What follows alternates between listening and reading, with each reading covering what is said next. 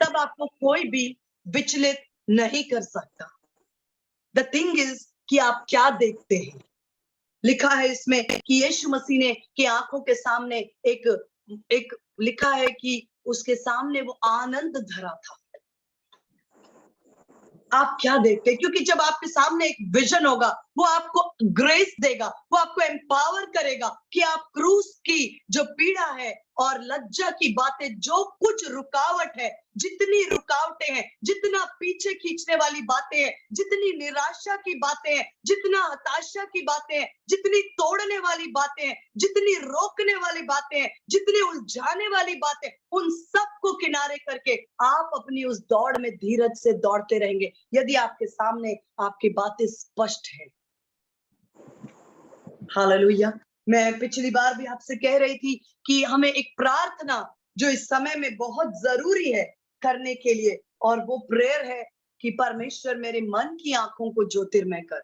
मैं आपको बताऊं, इस समय हमें कई बार लग सकता है कि काश मेरे पास बहुत अधिक धन होता, काश मेरे पास बहुत अधिक आशीष होती, काश मेरे पास ऐसी ब्लेसिंग होती, मेरे पास ये होता, मेरे पास तो सारी समस्या खत्म हो जाती। ऐसा नहीं है।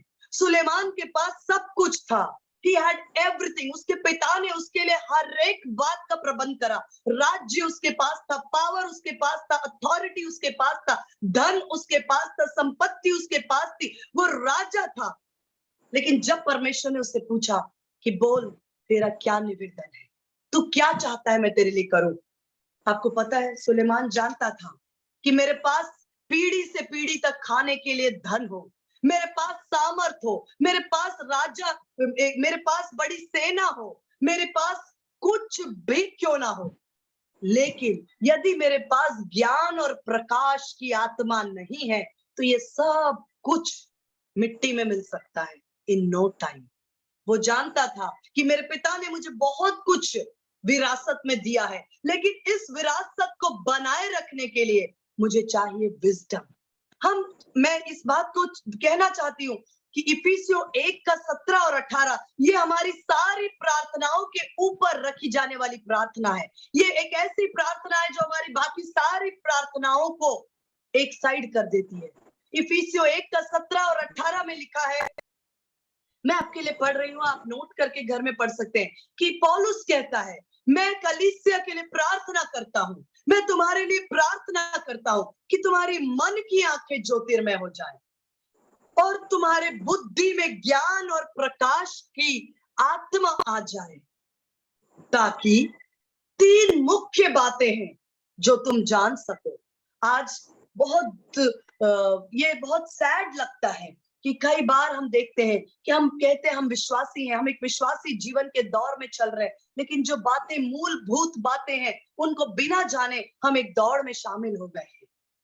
पौलुस कहता है, आप नोट कर सकते हैं और आप बाद में उसको रेफर कर सकते हैं, ये हमारे जीवन का, मसीही जीवन का पिलर है। पौलुस कहता है, मैं तुम्हारे विश्वास से बहुत प्रसन्न हूं, तुम्हारे दान से मैं बहुत प्रसन्न हूं, लेकिन मैं एक बात की प्रार्थना करता हूं कि परमेश्वर तुम्हारी मन की आंखों को ज्योतिर्मय करे। O may God give you the spirit of wisdom and revelation, ज्ञान और प्रकाश की आत्मा दे, ताकि ज्ञान और प्रकाश की आत्मा दे, ताकि सबसे पहले आप क्या जान सके। सबसे पहली बात जो मेरे और आपको जानने के लिए एक दिशा निर्देश है, एक डायरेक्शन है, एक प्लान है, वो ये है hope of my calling. Hindi में लिखा है, मेरे बुलाए जाने की मसीह यीशु में क्या आशा है। जब आप कोई नए जॉब को ज्वाइन करते हैं तो आप क्या पूछते हैं कि ठीक है आप मुझे अपॉइंटमेंट दे रहे हैं, लेकिन इस जॉब में मेरे लिए क्या आशा है, क्या पर्क्स है, क्या इंसेंटिव्स है, क्या प्रोमिसेस है, क्या कमिटमेंट्स है, क्या वाचा कंपनी या इंस्टीट्यूट मेरे साथ बांधता है, क्या है मेरे लिए आशा। शायद ही कोई लोग होंगे जो इन बातों को बिना जाने ही काम में लग जाते हैं। लेकिन हम एक जॉब में तो नहीं है, लेकिन परमेश्वर ने हमें एक बड़ी, पता मैं सोच रही थी, एक प्रभु के दास ने कहा कि परमेश्वर की बुलाहट किसी के लिए भी छोटी नहीं है। There are only high callings, there are no low callings. छोटी बुलाहट है ही नहीं। हर एक को जो बुलाया है हाई कॉलिंग, ऊंची बुलाहट, ऊंची बुलाहट। क्यों? क्योंकि जब वो बुलाहट यीशु मसीह में है वो ऑटोमेटिकली ऊंची है, वो इस संसार की नहीं है। जो आज आपको अपॉइंटमेंट किया जाता है कल आपको डिसअपॉइंट किया जाता है, कल आपको सेट करते हैं, आज कल आपको अपसेट करते हैं, आज आपको लिफ्ट करते हैं, कल आपको डाउन करते हैं। ये संसार का सिस्टम नहीं है, परमेश्वर का सिस्टम है, जहां पर आपकी बुलाहट यीशु मसीह में है। हम में से किसी की बुलाहट लो कॉलिंग, छोटी बुलाहट नहीं है। हर एक की बुलाहट, हर एक को जिस आशा से बुलाया है, हाई कॉलिंग, ऊंची बुलाहट से बुलाया है। पौलुस कहता है कि हे परमेश्वर, मेरे मन की आंखों को खोल दीजिए, मेरे ज्ञान की आंखें, मेरे मन को बुद्धि और ज्ञान से प्रकाशित करिए, ताकि मैं जान सकूं कि यीशु मसीह में बुलाए जाने से मेरे लिए क्या आशा है। आप किस आशा से परमेश्वर ने आपको बुलाया है, जब आप जानेंगे उस लेवल पर आप अपने विश्वास का इस्तेमाल करेंगे और अधिकार में चलेंगे।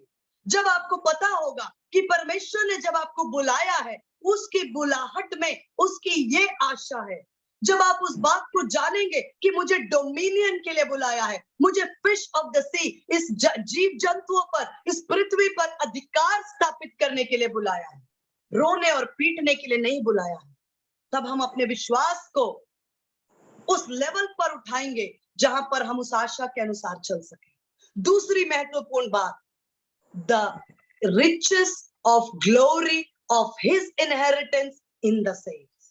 इसको मुझे आपको हिंदी में खोल के मैं पढ़ना चाहूंगी, क्योंकि ये एग्जैक्टली हिंदी में कैसे बोलना चाहिए मैं नहीं बोल पाऊंगी।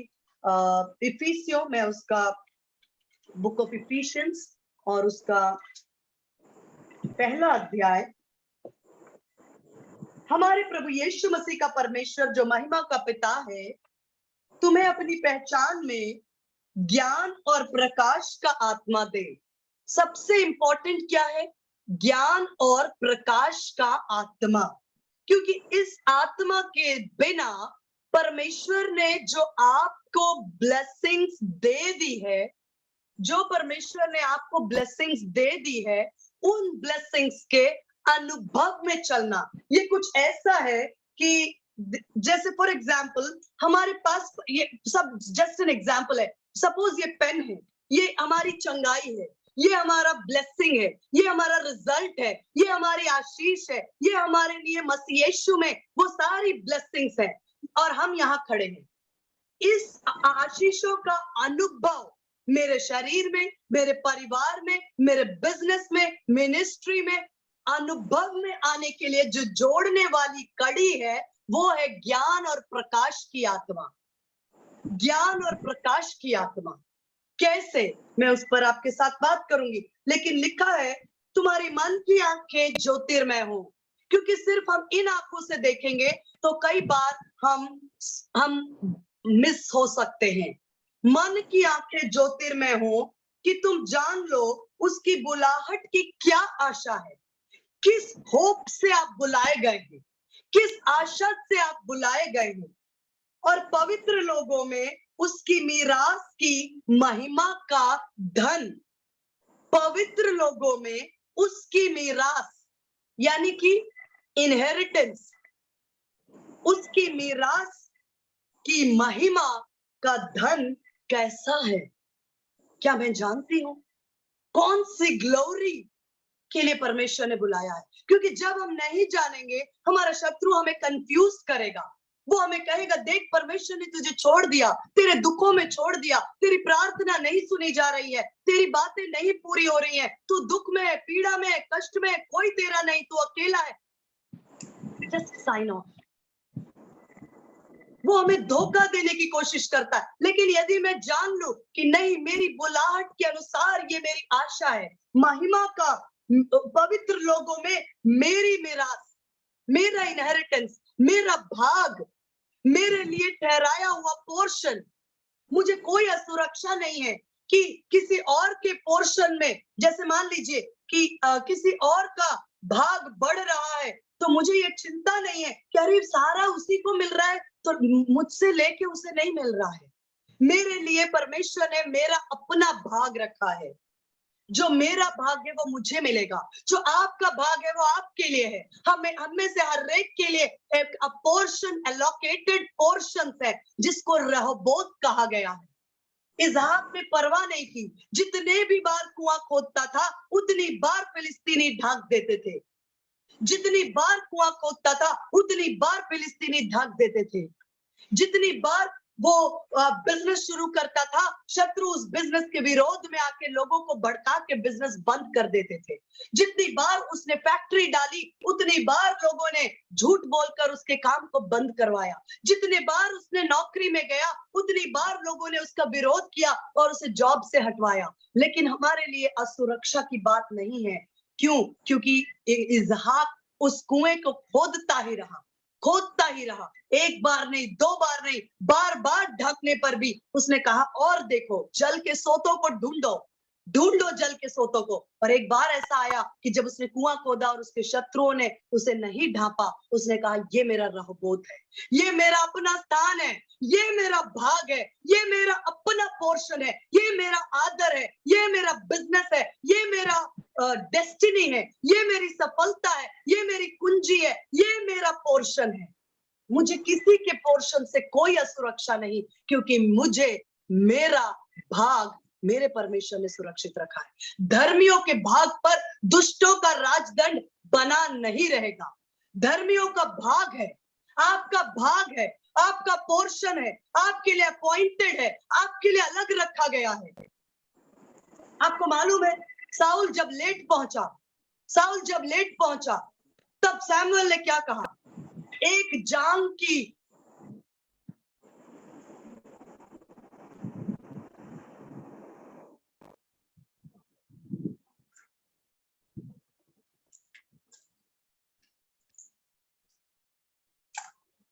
है, अब इसके सामने सर्व किया जाए।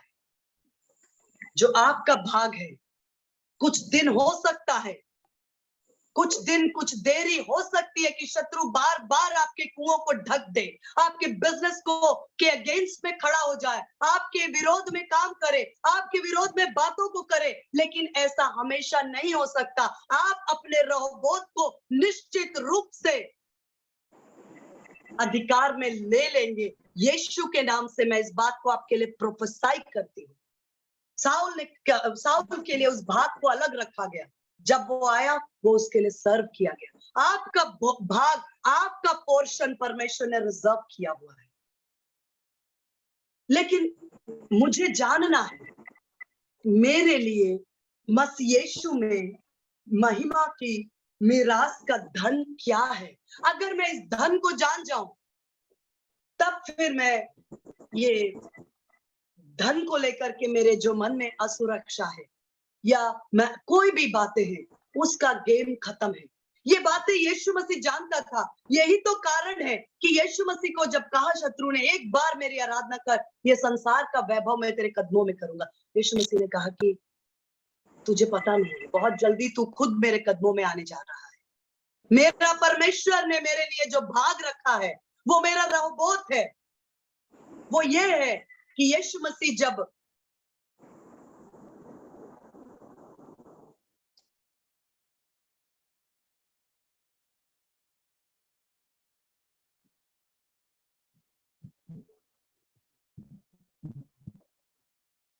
मेरे हाथ में है और मैं तुम्हें भेजता हूं अधिकार देकर अपने स्थान पर। अब जैसे मैं था इस संसार में, जैसे पिता ने मुझे खड़ा किया, अब मैं वापस आकर तुम्हें अपनी जगह खड़ा करता हूं।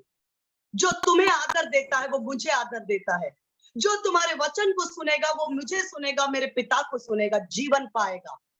जो तुम्हारी बातों को ग्रहण करेगा वो मुझे ग्रहण करेगा, मेरे पिता को ग्रहण करेगा। अब जैसे मैं जगत में था, अब तुम मेरे राजदूत हो, तुम मुझे रिप्रेजेंट करते हो, तुम परमेश्वर के राज्य को रिप्रेजेंट करते हो। तुम लुटे पिटे कंगाल पीड़ित लोग नहीं हो, तुम मुझे रिप्रेजेंट करते हो। और देखो, मैं तुम्हें खाली नहीं भेजता, एक वचन में लिखा है, as my father sent me so I send you. जैसे मेरे पिता ने मुझे भेजा है वैसे मैं तुम्हें भेजता हूं। पिता ने यीशु मसीह को खाली हाथ नहीं भेजा था। पिता ने यीशु मसीह को ज्ञान, बुद्धि और प्रकाश से भरकर भेजा था। यीशु मसीह को मालूम था मुर्दों को जिलाना कैसे है। यीशु मसीह को मालूम था आंधी और तूफान को कैसे डांटना है, दुष्ट आत्माओं को कैसे कमांड करना है, फीवर को कैसे ब्रेक करना है। ओ, यीशु मसीह को मालूम था 5,000 की भीड़ को कैसे खिलाना है। और यीशु मसीह कहता, जैसे जिस कैपेसिटी में पिता ने मुझे भेजा है मैं तुम्हें वैसे ही भेजता हूं। आपके पास वो सारा डिपॉजिट, दूसरे कुरिन्थी 4:7 में लिखा है कि मिट्टी के बर्तन में परमेश्वर ने सारा धन रखा है। आपके पास अधिकार है, आपके पास परमेश्वर ने अभिषेक दिया है, आपको अथॉरिटी दी है, स्पष्ट कहा है, दुष्टात्माओं पर अधिकार, बीमारियों पर अधिकार। जाओ, मैं तुम्हें सारा अधिकार मैं मेरे पास और मैं तुम्हें भेजता हूं। वो सब कुछ हमारी आत्मा में इन्वेस्टेड है, लेकिन ज्ञान और प्रकाश की आत्मा न होने से हम अपने उस भाग को अपने अनुभव में नहीं ले पा रहे हैं। प्रॉब्लम ये नहीं है कि परमेश्वर चंगा नहीं करता। आज भी यदि कोई बोल रहा है, यदि किसी की प्रार्थना है कि हे परमेश्वर आप मुझे कब चंगा करेंगे, मैं आपसे हाथ जोड़कर विनती करती हूँ, ये प्रार्थना नहीं करनी है हमें। ये स्क्रिप्चरली रॉन्ग है। आप यदि पूछते हैं परमेश्वर मुझे आप कब चंगा करेंगे, तो परमेश्वर का वचन में लिखा है यीशु के कोड़े खाने से तुम चंगे हो चुके हो और परमेश्वर ने तुम्हें स्वर्गीय स्थानों में बिठाया है। Far above all principalities and power, तुम्हें उस अधिकार में बिठाया है, तुम्हें डोमिनियन दिया है, तुम्हें राजपदधारी याजकों का समाज बनाया, तुम्हें अधिकार दिया है, तुम्हें चंगाई दे दी है। वो चंगाई मेरे शरीर के अनुभव में आने के लिए मुझे क्या चाहिए? मुझे प्रकाशन चाहिए, चंगाई नहीं। जब मेरे पास प्रकाशन होगा वो चंगाई मेरे शरीर में अनुभव करूं। मैं 1 सेकंड के लिए रोकना चाहूंगी, शायद मैं लैपटॉप में कनेक्ट हो रही हूँ। आई एम सॉरी, मैं इंटरप्शन के लिए आपसे माफी चाहती हूँ।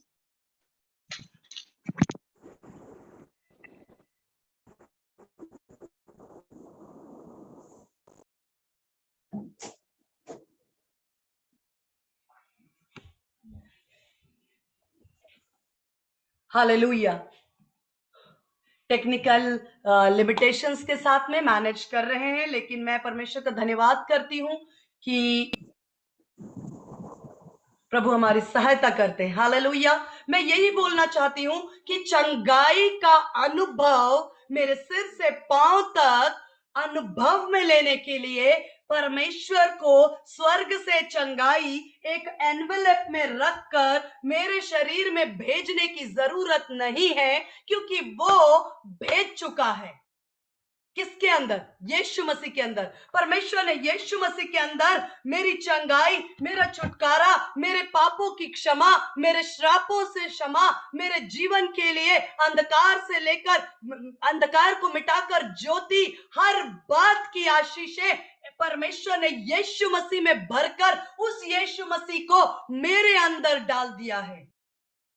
लिखा है कि वो मेरे अंदर और मैं उसके अंदर, तुम मुझ में रहोगे और मैं तुम में रहूंगा, वो तुम मुझ में बसोगे और मैं तुम में बसूंगा, और तुम्हारा आत्मा मेरे साथ एक हो चुका है। परमेश्वर ने चंगाई दे चुका है भाइयों बहनों। 2000 वर्ष पहले, आपके बीमार पड़ने से पहले, आपके बीमार पड़ने से पहले आपके लिए चंगाई हो चुकी है। लेकिन उस चंगाई का शरीर में अनुभव करने के लिए हमें चाहिए ज्ञान और प्रकाश, विजडम।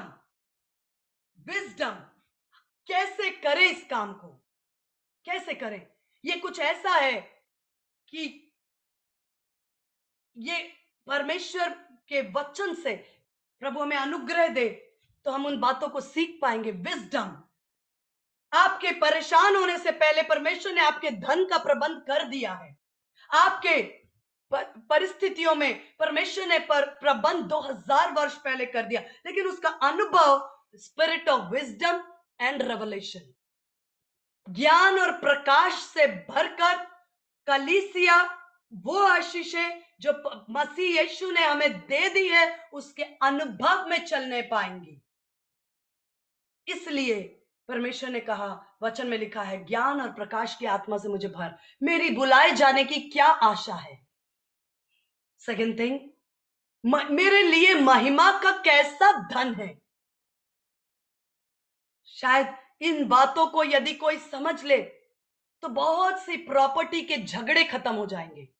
अरे ये पुराने बाप दादों की प्रॉपर्टी है, वो उसको मिलना चाहिए कि मुझे मिलना चाहिए, ये झगड़े खत्म हो जाएंगे यदि आप रियल इनहेरिटेंस समझ जाएंगे।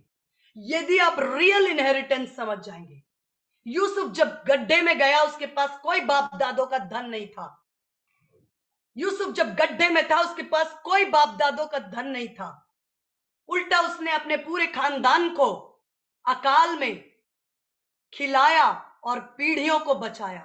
उसके पास क्या था? उसके पास इनहेरिटेंस ऑफ गॉड, परमेश्वर का ब्लूप्रिंट, परमेश्वर का प्लान, परमेश्वर का दर्शन, परमेश्वर के साथ एक चलने की और परमेश्वर का इनहेरिटेंस मिरास को लेकर वो एक अनजान देश में जहां वो गुलामों की तरह बिककर आया था वहां वो स्वामी बनकर राज कर पा रहा था। ये धन, महिमा का धन जो परमेश्वर के वचन से, ये जानना हमें कई बातों से ऊपर उठा देता है। तीसरी बात, उस सामर्थ, exceeding greatness of the power that works towards us who believe. तीसरी बात जो हमें जाननी है, और उस सामर्थ, उसकी सामर्थ जो हम में जो विश्वास करते, इंग्लिश में लिखा है exceeding greatness of the power that works towards अस, वो सामर्थ जो मेरी ओर काम करती है। परमेश्वर की सामर्थ टुवर्ड्स यू, आपकी ओर, आपकी ओर, परमेश्वर आपकी ओर है। आपका शत्रु कौन हो सकता है? परमेश्वर की वो सामर्थ आपके फेवर में काम कर रही है। परमेश्वर की सामर्थ आपके पक्ष में काम कर रही है। Exceeding greatness of the power that works towards us who believe, Hindi में लिखा है उसकी सामर्थ जो हमें विश्वास करते हैं कितनी महान है। उसकी शक्ति के प्रभाव के उस कार्य के अनुसार जो उसने मसीह में किया, जब उसने यीशु मसीह को मरे हुए में से जिलाया, वही सामर्थ, वही सामर्थ, सेम पावर, सेम पावर, जिस सामर्थ से यीशु मसीह को परमेश्वर ने मरे हुए में से जिलाया, वही सामर्थ आपके लिए काम करती है, आपके लिए काम करती है, आपके अंदर काम करती है, आप में से होकर काम करती है। आपके लिए, आपके अंदर और आपके द्वारा वो सामर्थ जीवन की जल की नदियां बनकर बहती है। लेकिन ऐसा क्यों होता है कि बहुत चंद लोग इस अनुभव में चल पाते हैं और हमें लगता है कि परमेश्वर कहीं उससे अधिक प्रेम करता है, उस भाई से, उस बहन से। देखिए उनकी प्रार्थनाएं पूरी हो रही हैं, वो सारी बातों में आशीष पा रहे हैं, शायद परमेश्वर उनसे अधिक प्रेम करता है, शायद वो अधिक दुआ करते। ऐसा नहीं है मेरे भाइयों बहनों। फर्क क्या है? फर्क ये है, ज्ञान और प्रकाश। मुझे मालूम होना चाहिए कि मेरे अधिकार में क्या है, तब मुझे कोई धोखा नहीं दे सकता। यदि कोई मुझे कहता है कि ये चंगाई तुम्हें नहीं मिल सकती, तो मैं जानती हूं कि ये झूठ है, वरन झूठों का भी झूठ है, क्योंकि चंगाई तो परमेश्वर ने दे दी है। यदि मैं सत्य को जानूंगी तो सत्य मुझे स्वतंत्र करेगा। झूठ का कोई स्थान, झूठ को अवसर, भ्रम को, धोखे को अवसर न होगा कि वो हमारे जीवन में काम करे। परमेश्वर आज सबसे बड़ी प्रार्थना give me T, give me bread नहीं है। रोटी दीजिए, बटर दीजिए, मकान का किराया दीजिए, ये कर दीजिए सबसे। और अगर हम परिवार के बारे में देखें, अरे हमारे बच्चे, आज मुझसे कोई भाई कह रहे थे कि मेरा बच्चा बिल्कुल पढ़ाई नहीं करता है, मैं क्या करूं, मुझे समझ में नहीं आता है। ऐसी बहुत सी प्रैक्टिकल प्रॉब्लम्स हैं, और हैं, मैं मानती हूं। जहां प्रैक्टिकली आज आपको एक प्रोजेक्ट आपके सामने है ऑफिस में, उस प्रोजेक्ट को आपसे पूरा करने के लिए कहा जाता है और आप सोचते हैं कि अब क्या होगा, वही करिए। मुझे एक वचन बहुत अच्छा लगता है जिसको आज मैं मॉर्निंग में कह रही थी, Romeo 15:4। Romeo 15:4, book of Romans उसका 15:4। ये वचन बहुत ही खूबसूरत है। रोमियो की पत्री उसका 15:4 मैं आपके लिए पढ़ती हूं। जितनी बातें, इस बात को आप अंडरलाइन कर लीजिए, इस बात को आप अपने माइंड हार्ट में स्पिरिट में सेट कर लीजिए। लिखा है, जितनी बातें पहले से लिखी गई वे हमारी ही शिक्षा के लिए लिखी गई कि हम धीरज और पवित्र शास्त्र के प्रोत्साहन से आशा रखें। जितनी बातें बाइबल में लिखी गई हैं वो किस लिए लिखी गई हैं? कई बार मैं जब बहुत पहले बाइबल पढ़ती थी, मैं बहुत आश्चर्य करती थी कि परमेश्वर ने इतनी लंबी जीनियोलॉजी, यानी कि इसका पुत्र ये है, इसका पुत्र, इसका पिता, इसका पिता, इसका पिता, इतनी लंबी लिस्ट क्यों दी है? कई बार पढ़ने का मन भी नहीं करता है ऑनेस्टली। पुराने नियम में भी बहुत से नाम है, इसका बेटा, इसका बेटा, इसका बेटा। कई बार किसी के बारे में बचपन से लेकर, जन्म से लेकर मृत्यु तक का वर्णन है, जैसे यीशु मसीह, जैसे मूसा। ऑफ कोर्स मृत्यु का तो नहीं, लेकिन जन्म से वर्णन है। परमेश्वर ने बहुत ही पवित्र आत्मा ने बहुत ही ध्यान देकर छोटी छोटी बारीकियों को इस बाइबल में क्यों रिकॉर्ड किया है? वचन में लिखा है, जितनी बातें पहले से लिखी गई हैं वो हमारी शिक्षा के लिए है, कि यदि परमेश्वर ने यह काम पहले किया है तो वो मेरे लिए भी करेगा। हमारे जीवन में ऐसी कोई परिस्थिति नहीं जिसे देखकर हम कहते भाई आपको क्या पता मैं कौन सी परिस्थिति में हूं, मेरे जैसी परिस्थिति किसी की नहीं। ऐसा नहीं है। सुलेमान कहता है, इस पृथ्वी पर नया कुछ भी नहीं है। यदि आप ये कहना चाहते हैं कि मेरे अपने लोग, मेरे भाई मुझसे नफरत करते हैं, तो बाइबल में जाकर पढ़िए। यूसुफ, जब उसके अपने भाइयों ने बेच दिया, यूसुफ से पूछे कि तूने उस परिस्थिति का सामना कैसे किया और कैसे तूने धीरज से उस गड्ढे से निकालकर वहां तक पहुंचा जहां वापस तूने उन्हीं भाइयों को गले से लगाया और उनके जीवन के लिए प्रबंध किया।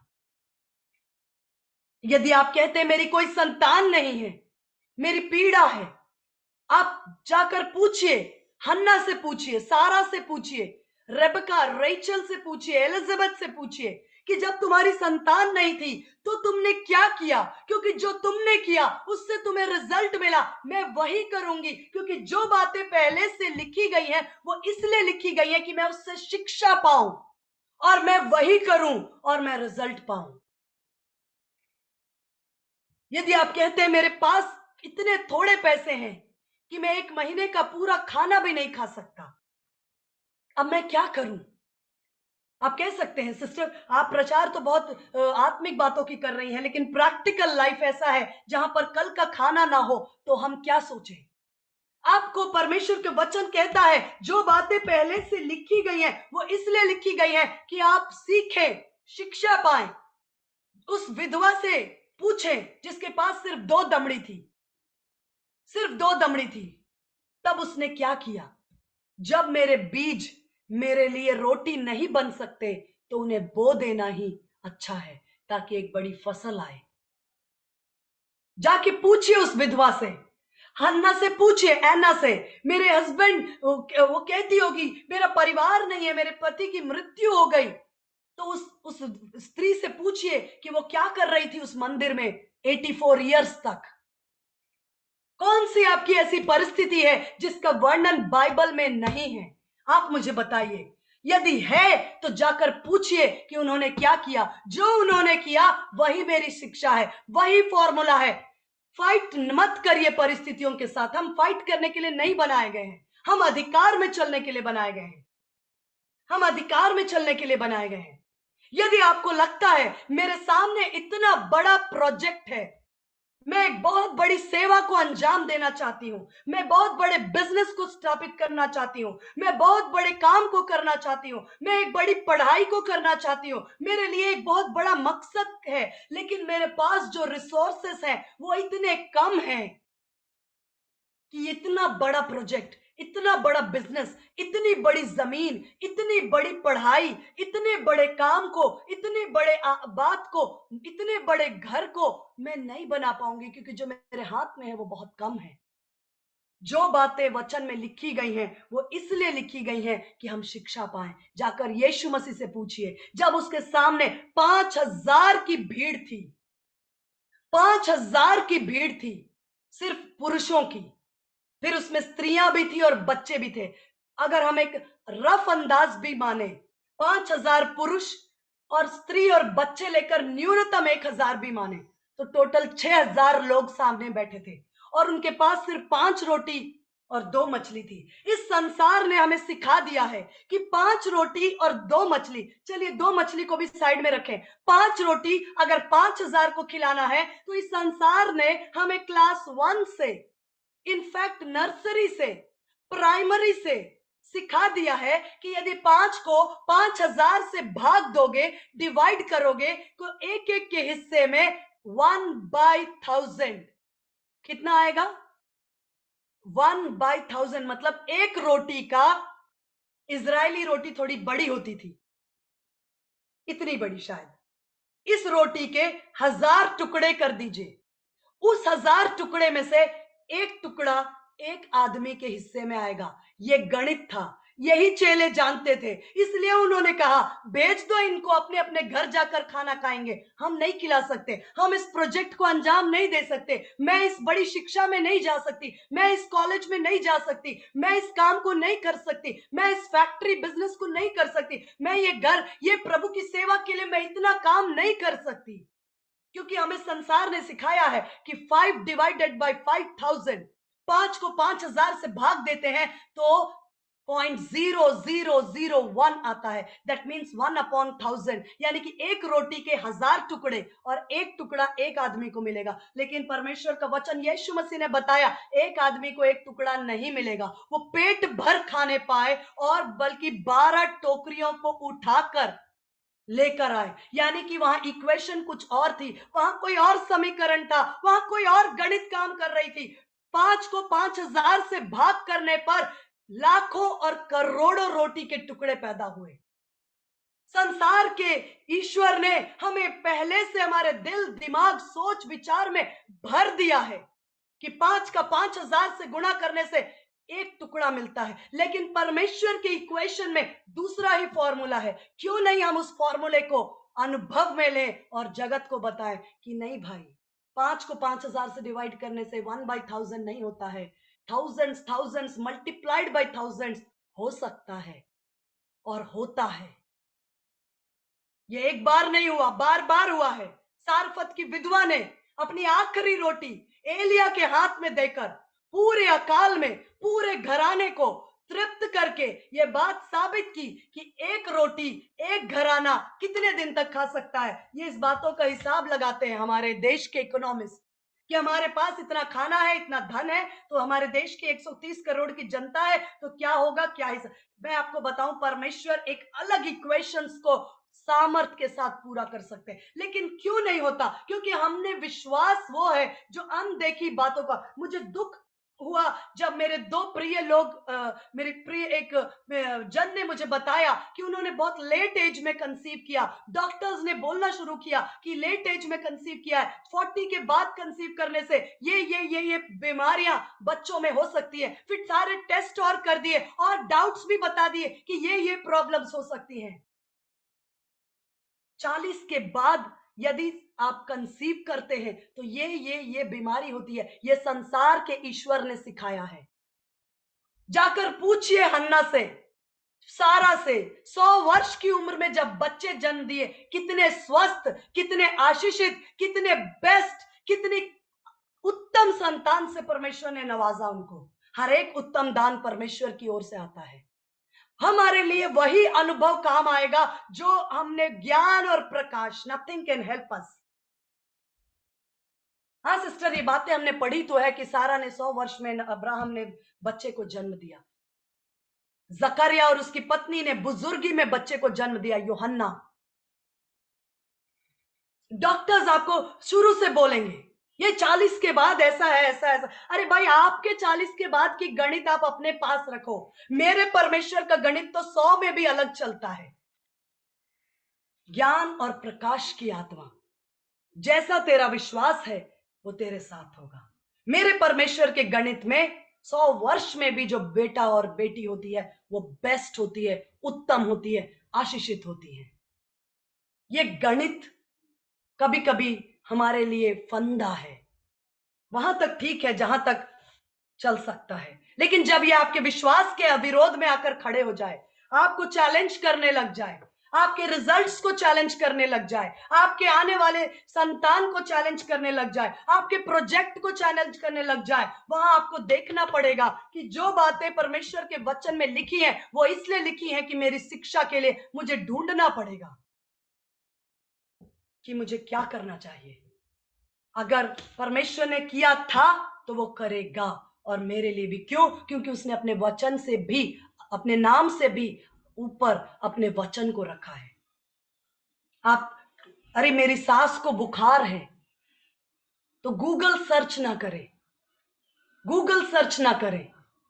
आजकल जवानों की खास हैबिट है, कुछ भी प्रॉब्लम आता है गूगल में सर्च करते हैं। बाइबल सर्च करें, सास को बुखार होता है तो क्या करना चाहिए। पतरस ने क्या किया? यीशु मसीह को लेकर आया। सास को बुखार था तो यीशु मसीह को लेकर जाइए, यीशु मसीह के नाम से डांटिए उस बुखार को, वो फीवर ब्रेक होता है। अगर उसने किया था तो वो करेगा। कई बातें हैं जो मेरे अनुभव से भी बढ़कर हैं। मैं परमेश्वर के वचन को अपने अनुभव से भी अधिक आदर देती हूं। जैसे इब्राहिम के विषय में लिखा है, इब्रानियों 11 के 13 में, उसको परमेश्वर ने वायदा किया था कि तेरे अंदर से एक राष्ट्र उत्पन्न होगा। उसने वो राष्ट्र नहीं देखा, दूर से देखकर आनंदित हुआ। उसने तो 1 या 2 पीढ़ी देखी, लेकिन दूर से उसने राष्ट्र को देख लिया जो आज इज़राइल के नाम पर मैप पर है। परमेश्वर वो दूर से देखकर आनंदित हुआ, विश्वास की दशा में ही मरा। हमारे जीवन में परमेश्वर अनुग्रह करे, हम नेक्स्ट टाइम परमेश्वर का अनुग्रह हो और परमेश्वर हमारी सहायता करेंगे, और हम इस बात को सीखेंगे कि कैसे मैं अपने जीवन में परमेश्वर के पर्पस को जान सकती हूं। परमेश्वर के पर्पस को जानना स्टेप नंबर 1, उस पर्पस में चलना स्टेप नंबर 2। उस पर परमेश्वर की मेरे जीवन के लिए, पर्टिकुलरली मेरे जीवन के लिए क्या बुलाहट है, मेरे लिए क्या आशा है, कौन सा धन है मेरे लिए, क्या सामर्थ मेरे पक्ष में काम कर रही है, परमेश्वर मेरे जीवन से स्पेसिफिकली क्या चाहते हैं, यह जानना मेरा स्टेप नंबर 1 है। स्टेप नंबर 2, जानने के बाद यह सोचकर बैठे रहना कि एक दिन आएगा जब अपने आप सब कुछ पूरा हो जाएगा, यह भी सही नहीं है। जानने के बाद जो मेरा भाग है वो मुझे करना है, जो परमेश्वर का वचन है वो अपना काम करेगा और वो डेस्टिनी पूरी होगी। स्टेप नंबर 1, कैसे जाने कि परमेश्वर मेरे लिए क्या रखता है, क्या बुलाहट है। स्टेप नंबर 2, उस बुलाहट तक कैसे पहुंचे या उसे कैसे अंजाम दें। तीसरा, उस बुलाहट को पाने के लिए हमें क्या कीमत चुकानी पड़ती है। आपके साथ शेयर करके यहां रुकना चाहूंगी, क्योंकि मैं नेक्स्ट टाइम इन विषयों पर हम बात करेंगे। मैं विश्वास करती हूँ कि परमेश्वर का आत्मा आपसे बात कर रहा है, परमेश्वर का आत्मा हमें बिल्ड कर रहा है, और मैं एनविजन करती हूँ एक ऐसे टीम की, एक ऐसी कल्पना करती हूँ एक ऐसे लोगों के झुंड की, एक ऐसे समूह की जो अधिकार में, डोमिनियन में, अथॉरिटी में, पावर में चलते हुए शत्रु को पूरी रीति से अपने जीवन से, अपने परिस्थितियों से कुचलते हुए, सांपों और बिच्छुओं को रौंदने के अधिकार में चलते हुए, जवान सिंह और अजगर को लताड़ते हुए, जो बातें मेरे लिए लिखी है उन बातों में प्रवेश करते हुए विश्वास की दशा में अपनी अंतिम सांसों को लेंगे। एक ऐसी जनरेशन को परमेश्वर एनविजन करता है, एक ऐसे जनरेशन को हम एनविजन करते हैं। परमेश्वर आपको बहुत ब्लेस करे। हम एंडिंग प्रेयर के साथ यहाँ कंक्लूड करेंगे। आप सब अपने स्थान पर अपनी आंखों को बंद करके परमेश्वर को धन्यवाद दे सकते हैं। और हमारे बीच में सिस्टर अनु हैं भंडारा से। मैं उनसे निवेदन करता हूं कि अंतिम प्रार्थना में अगुवाई करें। अनु सिस्टर है? जी सिस्टर। थैंक यू जीसस, धन्यवाद यीशु, हालेलुया। परमेश्वर हम धन्यवाद करते परमेश्वर राजा आज के पवित्र दिन के लिए परमेश्वर राजा, और जितना भी आज वचन बोया गया परमेश्वर राजा हमारे हृदय में 100 गुना फल लेके आए परमेश्वर राजा। जितनों ने सुना परमेश्वर उनके हृदय छीदे गए परमेश्वर खुदा। हम धन्यवाद करते परमेश्वर आज की रोटी के लिए परमेश्वर राजा, जो आज हमने आत्मिक